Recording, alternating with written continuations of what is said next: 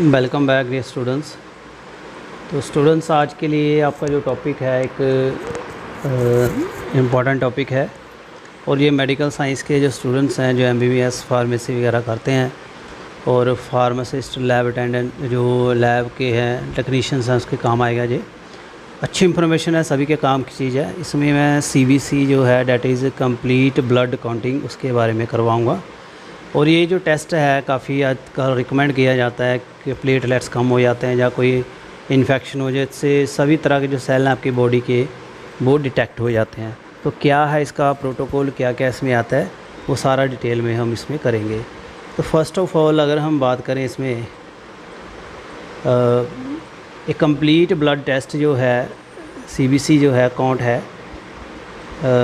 Measure the several component. इसमें काफ़ी component आते हैं ब्लड के, जैसे इसमें ये रेड ब्लड सेल करता है जो ऑक्सीजन कैरी करते हैं, वाइट ब्लड सेल जो इन्फेक्शन से लड़ते हैं, haemoglobin oxygen carrying protein in red blood, haematocrit the proportion of red blood cell to the fluid component और प्लाज्मा इन योर ब्लड, इसको हीमोक्रेट्स कहते हैं। अब नॉर्मल जो कंडीशंस आ जाती हैं उसमें भी ये सीबीसी में या वैल्यू बढ़ जाती है या कम हो जाती है, इसकी वैल्यूएशन से आपको पता चल जाता है। फर्स्ट ऑफ ऑल हम रेड ब्लड सेल के बारे में करेंगे। जो रेड ब्लड सेल्स होते हैं जो ऑक्सीजन कैरी करते हैं from lungs to the rest of body and carbon dioxide lungs को लेके जाते हैं। कम हो जाए तो नीमिया आ जाएगा, बढ़ जाएंगे तो पॉलीसाइकीमिया आ जाएगा। तो ये ऐसे आपको नज़र आते हैं जो इलेक्ट्रॉन माइक्रोस्कोप का ये स्ट्रक्चर यहाँ पे बताया हुआ है।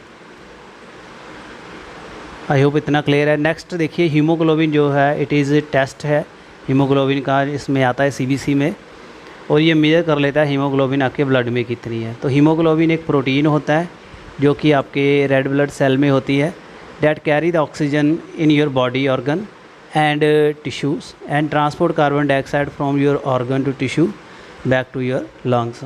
हीमोग्लोबिन जो टेस्ट है ये हमें बता देता है कि हीमोग्लोबिन लेवल कम है या ज़्यादा है या नॉर्मल है।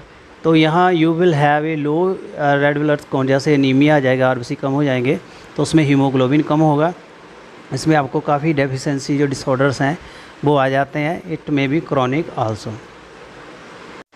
नेक्स्ट जो रेड ब्लड सेल्स हैं उसमें एमसीवी आता है। आपकी जो सीबीसी की रिपोर्ट है इसमें एमसीवी आएगा, इसको कहते हैं mean corpuscle volume, MCH mean corpuscle haemoglobin, MCHC mean corpuscular haemoglobin concentration. ये तीन चीज़ें आती हैं, ये सारी रेड ब्लड सेल से ही रेलेवेंट है। इसमें एनीमिया की डायग्नोसिस हो जाती है। जो वाइट ब्लड सेल्स हैं स्टूडेंट्स उसको हम WBC भी कहते हैं एंड ये फाइट करते हैं, इन्फेक्शन से हमें बचाते हैं, इसको ल्यूकोसाइट भी कहते हैं। And they are 5 type, mainly ये 5 तरह के होते हैं और इनका टाइप ऑफ इन्फेक्शन में ये बढ़ते या कम होते हैं। इसमें बेसोफिल्स हैं, इओसिनोफिल है, लिम्फोसाइट्स हैं, मोनोसाइट है, न्यूट्रोफिल है, तो ये भी हेल्प करते हैं। उसके बाद आता है हीमोक्रिट, ये काफ़ी प्रेडोमिनेंट टर्म आती है आपकी टेस्ट रिपोर्ट में, HCT कहते हैं इसको। इसमें क्या होता है, ये ब्लड टेस्ट है that measure the percentage of the volume of whole blood that is made up of red blood cell. जितना वॉल्यूम ब्लड का होता है जिसमें RBCs काउंट करता है वो सारा हीमोक्रिट में आता है। दिस मेयरमेंट जो है डिपेंड करती है number of red blood cell and size of red blood cell. इसमें RBC का नंबर और साइज़ कितना है ये चीज़ें अफेक्टेड होती हैं। नॉर्मल जो रिज़ल्ट हैं ये वेरी करते हैं, जहाँ पे मेल में 40.7 से 50.3 तक, फीमेल में 36.1 से 44, क्योंकि फीमेल में मेंस्ट्रुएशन साइकिल से ये ब्लड काफ़ी लॉस होता है। प्लेटलेट्स काफ़ी इंपॉर्टेंट हैं, आजकल सेल कम हो रहे हैं, ये काफ़ी सुनने में आ रहा है, तो प्लेटलेट्स ही कम होते हैं। तो ये डेंगू या आपको वायरल हो जाए तब ये कम होते हैं। तो इससे आपको हो मैनी प्लेटलेट्स जो आपके ब्लड में पता चल जाएंगे। और नॉर्मल आपके लिए ये 1.5 लाख से 4 लाख तक होते हैं एंड पर माइक्रोलीटर में।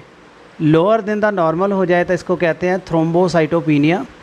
तो ये आपको जब कई बीमारियां आ जाती है, जैसे कैंसर में आप कीमोथेरेपी करा रहे हो, मेडिसिन्स ले रहे हो, डिसमेंटेड आपका इंट्रावास्कुलर कोगुलेशन हो रही है, हीमोलिटिक एनीमिया है, इडियोपैथिक थ्रोम्बोसाइटोपिनिया है, ये आपकी प्लेटलेट्स की बीमारी है, या ल्यूकीमिया है जो आपका ब्लड कैंसर होता है। तो उसमें इसका नंबर जो है कम या ज़्यादा हो जाता है।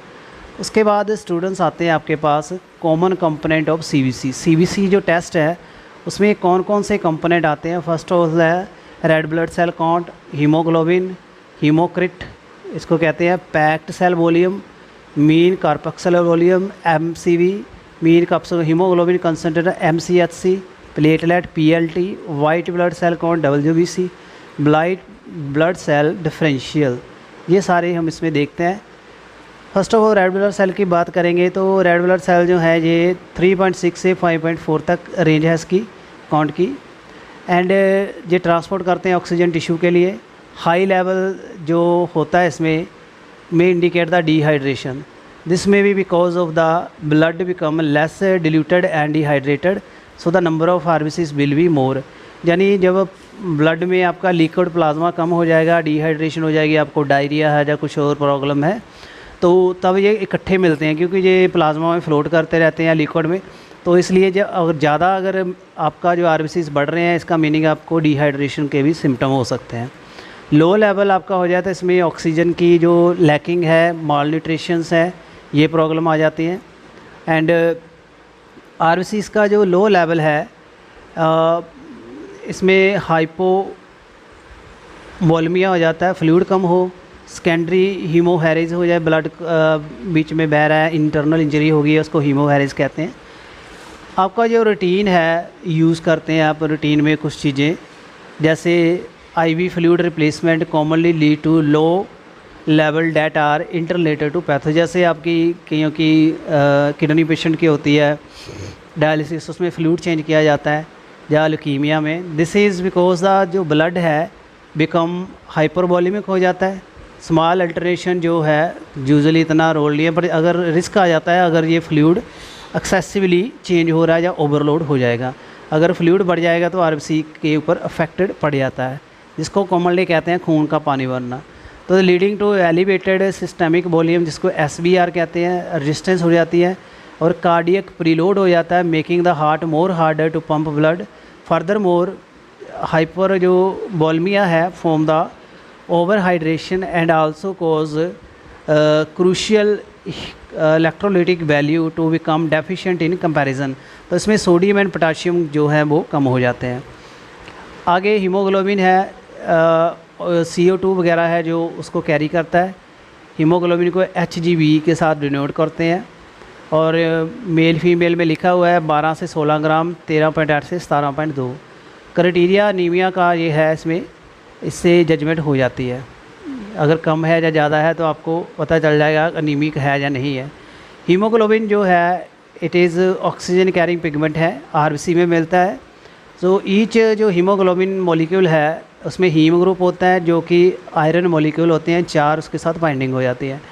ऑल्दो हीमोग्लोबिन लेवल जो है इसमें elevated to predict oxygen transport, तो ऑक्सीजन ट्रांसपोर्ट से पता चल जाता है सांस ठीक आ रही तो हीमोग्लोबिन ठीक ही होगा।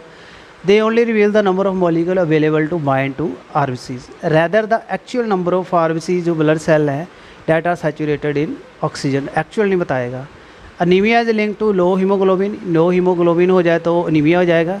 अनीमिया में सिम्टम आ जाते हैं जैसे एक्चुअल डिजीज़ से अलग तरह के होते हैं, जैसे लो आरबीसी हो जाएंगे, मेजर बाय हीमोग्लोबिन वैल्यू से पता चलता है। उसके बाद ब्रॉड कॉज ऑफ अनीमिया में पुअर न्यूट्रिशन है, खाना ठीक नहीं खा रहे, एक्चुअल डिजीज़ स्टेट है, कोई बीमारी है उसको हार्ट की या किडनी की है तो हीमोग्लोबिन कम होगा, ये इसके कारण होते हैं। और जो एमसीवी है इसमें underlying cause of anaemia determined by analysing combination of haematological finding. जो एमसीवी टेस्ट करते हैं, अगर एमसीवी की वैल्यू कम आ रही तो हीमोग्लोबिन कम होगा और अनीमिया हो सकता है। उसके बाद दोस्तों क्लासिफिकेशन अनीमिया को आरबीसी के साइज से, आरबीसी कलर से इसे आइडेंटिफाई कर लेते हैं। और microcytic hypochromic anaemia may be due to the deficiency of macrocytic normochromic anaemia associated with folic acid deficiency से ये हो जाता है। उसके बाद स्टूडेंट्स आता है जो हीमोग्लोबिन का लेवल है उसको डिटरमिन किया जाता है पेशेंट के ब्लड ट्रांसफ्यूज़न में। जब एक दूसरे का ब्लड चाटते हैं तो ऑपरेशन के टाइम लोड पड़ती है, फिर इसको भी देखा जाता है। और लो हीमोग्लोबिन जो है कई पेशेंट में देखा गया है, इसको कहते हैं हीमोग्लोबिनोपैथेसिस। और इनहेरिटेड ब्लड डिसऑर्डर भी है, that either affect the haemoglobin structure और सिंथेसिस। या तो हीमोग्लोबिन का स्ट्रक्चर डिफेक्ट करता है या सिंथेसिस। इसमें बीमारियां काफ़ी हैं जो हीमोग्लोबिन से रेलेवेंट है, जैसे थैलीसीमिया है और alpha thalassaemia, beta and structure abnormality है, इसमें सिकल सेल एनीमिया आ गया। ये सारी बीमारी हीमोग्लोबिन की है। उसके बाद आता है haematocrit, HCT। It is the ratio of volume of red blood cell to the whole blood component. पूरे ब्लड की कंपोजिशन को RBC से डिवाइड करना है। तो ये काफ़ी इंपॉर्टेंट इंडिकेटर है एनीमिया का। और हाई हीमोक्रेट आ जाए तो फ्लूइड जब डेफिशिएंसी बॉडी में हो जाएगी तो हीमोक्रेट ज़्यादा होगा। लो हीमोक्रेट आ जाए तो फ्लूइड ओवरलोड हो पता चलता है। ज़्यादा बॉडी में पानी आ गया तो हीमोक्रेट कम होगा, कम पानी हुआ तो हीमोक्रेट ज़्यादा आएगा। इंडाइसिस हैं MCV, MHCV। यहाँ पे वैल्यू वगैरह लिखी है, जहाँ से देख सकते हो। ये हमें इंफॉर्मेशन दे देते हैं एनीमिया की अगर है। They indicate the anaemia due to vitamin B12, folic acid, iron, B6, zinc, copper deficiency. ये सारे एनीमिया होने के कॉजेस हैं। और इंडाइसिस जो आपको 2 MCV MCHC है, इससे जो MCH है इसमें नॉर्मल वैल्यू 27.5 से 33 ग्राम होती है। और इंक्रीज़ जो लेवल है इसका इंडिकेट कर देता है कि vitamin B12, folic acid deficiency है, या decrease level are found with parasite. Vitamin C deficiency भी हो, लैक ऑफ HCl बॉडी में, B6 हो, तो ये सारे है। रिमोटेड अर्थराइटिस में भी इसकी वैल्यू चेंज हो जाती है। उसके बाद MCHC, इसमें ऑप्टिमल 330 से 345 तक है। और ये यूज़फुल वैल्यू है, ये एनीमिया डिटेक्ट करने के लिए काफ़ी हेल्पफुल है। ये प्लेटलेट्स बहुत इंपॉर्टेंट फैक्टर है। इसमें आपको बताया था 1.5 लाख से 4 लाख तक हो सकते हैं। प्लेटलेट्स जो है मोस्ट अबंडेंट हैं yet smallest type of blood cell and they are actually cellular fragment हैं that originated from megakaryocytes. Megakaryocytes जो होते हैं बोन मैरो में बनते हैं, वहाँ इनका ओरिजिनेट होता है। और 8 से जो 10 डेज़ हैं इसका लाइफ स्पैन है। और ब्लड कोगुलेशन में ये रोल प्ले करते हैं। अगर इसका नंबर कम हो जाए तो उसको कहते हैं थ्रोम्बोसाइटोपिनिया और लो प्लेटलेट काउंट।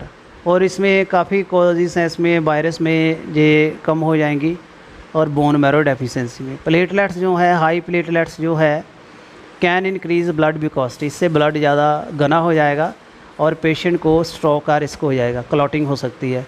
इनहेरिटेड लो हो जाए तो ये जेनेटिक ब्लड डिसऑर्डर में भी देखे गए हैं और एक्सेसिव ब्लीडिंग इनमें हो जाती है, जैसे आपको हीमोफीलिया सुना होगा। मैनिफेस्टेशन ऑफ थ्रोम्बोसाइटोपिनिया, जब आपके प्लेटलेट्स फ्रेंड्स कम हो जाते हैं तो आपको पेटिशियल हो जाता है, लोकलाइज स्किन, तो आपको स्किन में ये रेड कलर के नज़र आ जाएंगे सिम्टम। ब्रूशिंग कहते हैं, मिकोजल ब्लीडिंग, एपिटेक्सिस, गम ब्लीडिंग ये आ जाता है। तो ब्लड लॉस होना शुरू हो जाएगा, इंटरनल इंजरी हो जाएगी, पता नहीं चलता, इससे डेथ हो जाती है। MPV जो है इसकी जो मीन प्लेटलेट वॉल्यूम है 9.4 से 12.3 होता है। तो ये मार्कर है प्लेटलेट का। अगर इसकी वैल्यू ज़्यादा हो जाएगी तो उसको रिस्क ऑफ थ्रोम्बोसाइसिस से भी लेते हैं, यानी बॉडी में आपके क्लॉट बन सकता है। हाई ग्रेड इन्फ्लामेटरी डिजीज़ में इसकी वैल्यू लो हो जाती है। उसके बाद है WBC में DLC आता है, डिफरेंशियल ल्यूकोसाइट काउंट। इसमें जो अलग अलग आपके लिम्फोसाइट है उसकी काउंटिंग की जाती है। तो ये TLC, DLC, ये DLC है। और WBC में जो है इसकी रेंज जो है 5 से 10 mmQ के हिसाब से होती है। स्टैंडर्ड वैल्यूएशन में जो CBC जब करते हैं तो इससे इन्फेक्शन के साइन पता चल जाते हैं। And 2 component include the overall WBC count and differential look at the composition of each individual type cell. The overall जो WBC पॉपुलेशन है जब भी हमें पता चल जाती है। जो कीमोथेरेपी हो रही है, एंटीबायोटिक ले रहे हैं, उसमें इसका नंबर कम या ज़्यादा होगा। ल्यूकोसाइटोपिनिया कम है और बढ़ जाए तो ल्यूकोसाइटोसिस हो जाती है, इसको ल्यूकीमिया कहते हैं। सीवियर इन्फेक्शन जो है हो जाते हैं leukemoid reaction, in which the WBC count जो है काफ़ी ज़्यादा बढ़ जाती है कई बार इन्फेक्शन में। HIV जो है इसमें ल्यूकोसाइट का कम हो जाएगा, इसमें आपके जो बेसोफिल्स हैं कम हो जाते हैं।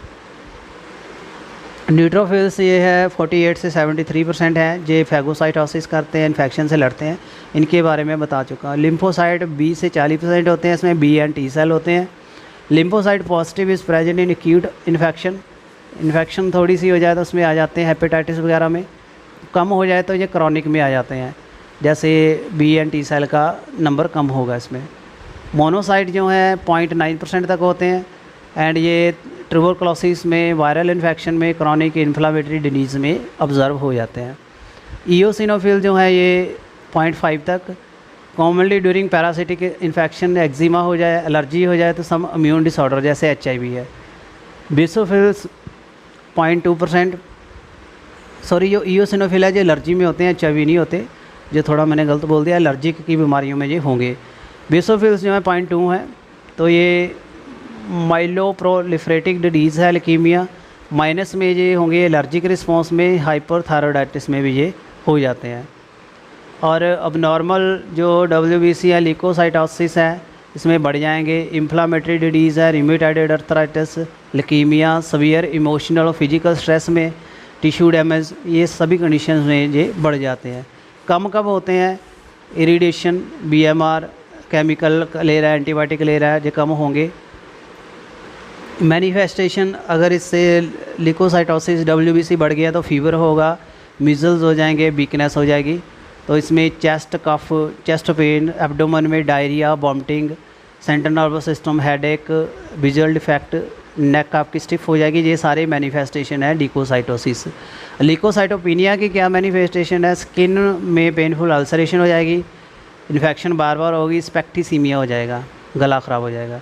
तो student, this was in detail about the CBC complete blood count. तो ये काफ़ी आपने देखा होगा, कईयों ने करवाया होगा टेस्ट, और आपको इसको अभी समझने में आसानी होगी और आप अपनी रिपोर्ट से जजमेंट कर सकते हो क्या क्या प्रिकॉशन लेनी है। और कैसा वीडियो लगा काइंडली कमेंट करना, और भी वंडरफुल वीडियो के लिए चैनल के साथ बने रहिए। Thank you.